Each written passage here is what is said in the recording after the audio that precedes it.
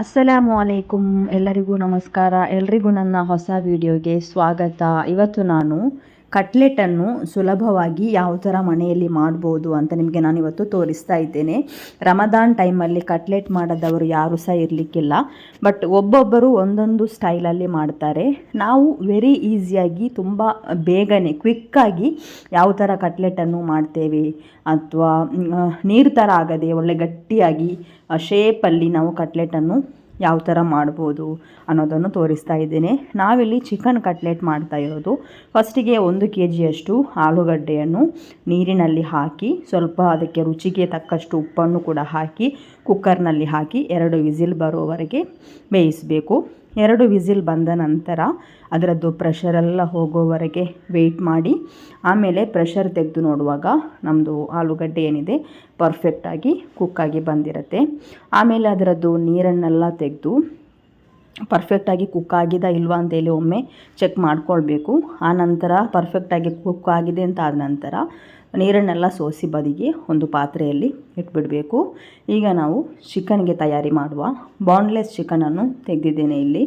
ಇದಕ್ಕೆ ನಾನು ಸ್ವಲ್ಪ ಅರಿಶಿನ ಹುಡಿ, ಆಮೇಲೆ ಸ್ವಲ್ಪ ರುಚಿಗೆ ನಾವು ಜಾಸ್ತಿ ಏನಲ್ಲ, ರುಚಿಗೆ ಎಷ್ಟು ಬೇಕು ಅಷ್ಟು ಉಪ್ಪನ್ನು ಸಹ ಹಾಕಿ ಒಂದು ಅರ್ಧ ಲೋಟದಷ್ಟು ನೀರು ಕೂಡ ಹಾಕಿ ಆ ನೀರು ಕುದಿದು ಆರಿ ಹೋಗಬೇಕು, ಅಷ್ಟರವರೆಗೆ ನಾವು ಕುದಿಸಬೇಕು. ಅದಾದ ನಂತರ ಸ್ವಲ್ಪ ತಣ್ಣಗಾಗಲಿಕ್ಕೆ ಬಿಡಿ, ಮಿಕ್ಸಿ ಜಾರಿಗೆ ಹಾಕಿ ಈ ಥರ ಕ್ರಷ್ ಮಾಡಿ. ಈಗ 2 ಈರುಳ್ಳಿಯನ್ನು ಈ ಥರ ಸಣ್ಣದಾಗಿ ಕಟ್ ಮಾಡಿದ್ದೇನೆ. ತುಂಬ ಉದ್ದ ದಪ್ಪ ಮಾಡಬಾರ್ದು, ಸಣ್ಣದಾಗಿ ಕಟ್ ಮಾಡಬೇಕು. ಆನಂತರ ಫ್ಲೇಮ್ ಆನ್ ಮಾಡಿ ಒಂದು ತವಾ ಇಟ್ಟು ಇದಕ್ಕೆ ಸ್ವಲ್ಪ ತೆಂಗಿನ ಎಣ್ಣೆಯನ್ನು ಹಾಕ್ತೇನೆ. ತೆಂಗಿನ ಎಣ್ಣೆ ಹಾಕಿದರೆ ಒಳ್ಳೆ ಪರಿಮಳ ಬರ್ತದೆ. ಆಮೇಲೆ ನಾವು ಕಟ್ ಮಾಡಿಟ್ಟಿದ್ದಂತಹ ನೀರುಳ್ಳಿಯನ್ನು ಅದಕ್ಕೆ ಸೇರಿಸಿ ರುಚಿಗೆ ಎಷ್ಟು ಬೇಕು ಅಷ್ಟು ಉಪ್ಪನ್ನು ಕೂಡ ಸೇರಿಸಬೇಕು. ಆನಂತರ ಒಂದು ಅರ್ಧ ಚಮಚದಷ್ಟು ಜಿಂಜರ್ ಗಾರ್ಲಿಕ್ ಪೇಸ್ಟ್ ಏನಿದೆ ಅದನ್ನು ಕೂಡ ಹಾಕ್ತೇನೆ. ಆಮೇಲೆ ಖಾರಕ್ಕೆ ತಕ್ಕಷ್ಟು ಅಚ್ಚ ಖಾರದ ಪುಡಿ, ಅದು ನಿಮಗೆ ಎಷ್ಟು ಬೇಕು ಅಷ್ಟು, ಅದು ನಿಮ್ಮ ಇಷ್ಟ, ಅಷ್ಟು ಅನುಸಾರಕ್ಕಾಗಿ ಆ್ಯಡ್ ಮಾಡ್ಕೊಳ್ಳಿ. ಆಮೇಲೆ ಸ್ವಲ್ಪ ಗರಂ ಮಸಾಲ, ಸ್ವಲ್ಪ ಚಿಕನ್ ಮಸಾಲ ಇಷ್ಟನ್ನು ಹಾಕಿ ಚೆನ್ನಾಗಿ ಅದನ್ನು ಮಿಕ್ಸ್ ಮಾಡಬೇಕು. ಜಾಸ್ತಿ ಅದನ್ನು ಫ್ರೈ ಮಾಡಬೇಕನ್ನೋ ಅವಶ್ಯಕತೆ ಇಲ್ಲ.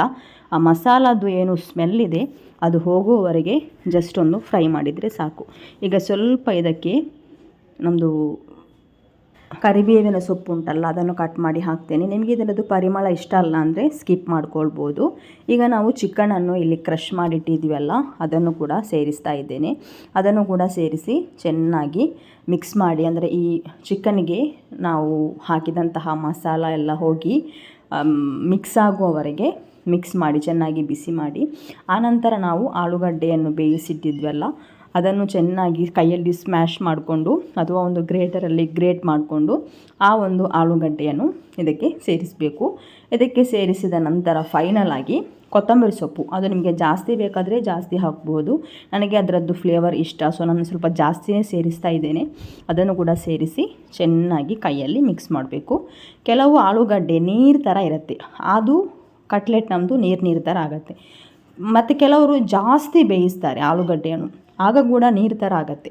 ಜಾಸ್ತಿ ಬೇಯಲೂಬಾರ್ದು, ಜಾಸ್ತಿ ಕಲ್ಲು ಥರ ಇರಲೂಬಾರ್ದು, ಆ ಥರ ಇರಬೇಕು. ನಾವು ಗ್ರೇಟ್ ಮಾಡಿದರೆ ತುಂಬ ಚೆನ್ನಾಗಿರುತ್ತೆ. ನಾನು ಇಲ್ಲಿ ಗ್ರೇಟ್ ಮಾಡಿ ತಗೊಂಡದ್ದು ಆಲೂಗಡ್ಡೆಯನ್ನು.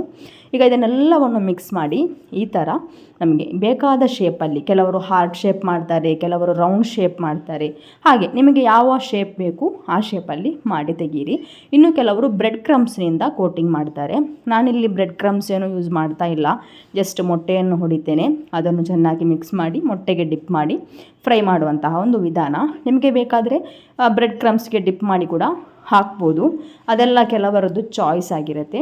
ಈಗ ಇದನ್ನು ಫ್ರೈ ಮಾಡಬೇಕು. ನೀವು ಈ ಥರ ರೌಂಡ್ ಶೇಪಿಗೆ ಮಾಡಿ ಫ್ರೀಝರಲ್ಲಿ ಇಟ್ಟು 1 ತಿಂಗಳವರೆಗೆ ಯೂಸ್ ಮಾಡ್ಬೋದು. ಬೇಕಾದಾಗ ನಿಮಗೆ ಫ್ರೈ ಮಾಡಿ ತೆಗಿಬೋದು, ಹಾಗೆ ಕೂಡ ಮಾಡ್ಬೋದು. ಈಗ 1 by 1 ಆಗಿ ತೆಂಗಿನ ಎಣ್ಣೆ ಅಥವಾ ಸನ್ಫ್ಲವರ್ ಆಯಿಲ್ ಏನು ಬೇಕಾದರೂ ಇರಲಿ, 1 by 1 ಆಗಿ ಒಂದು ಸೈಡ್ ಬ್ರೌನ್ ಆದ ನಂತರ ಇನ್ನೊಂದು ಸೈಡ್ ಅಂತ ತಿರುಗಿಸಿ ಹಾಕಿ ನಾರ್ಮಲಾಗಿ ಫ್ರೈ ಮಾಡಬೇಕು. ನೀವು ಬೇಕಾದರೆ ಸ್ಟೋರ್ ಮಾಡಿ ಫ್ರೀಝರ್ನಲ್ಲಿ ಫ್ರೈ ಮಾಡೋದಕ್ಕಿಂತ ಮುಂಚೆ ಇಟ್ಟರೆ 1 ತಿಂಗಳವರೆಗೆ ನಮಗೆ ಅದು ಲೈಫ್ ಸಿಗುತ್ತೆ. ಈಗ ನೋಡಿದ್ರಲ್ವ ಚಿಕನ್ ಕಟ್ಲೆಟ್ ಈಸಿಯಾಗಿ ಮನೆಯಲ್ಲಿ ಯಾವ ಥರ ಮಾಡೋದಂತ. ನೀವು ಯಾವ ಥರ ಮಾಡೋದಂತ ನನಗೆ ಕಮೆಂಟ್ ಸೆಕ್ಷನಲ್ಲಿ ತಿಳಿಸಲಿಕ್ಕೆ ಮರಿಬೇಡಿ.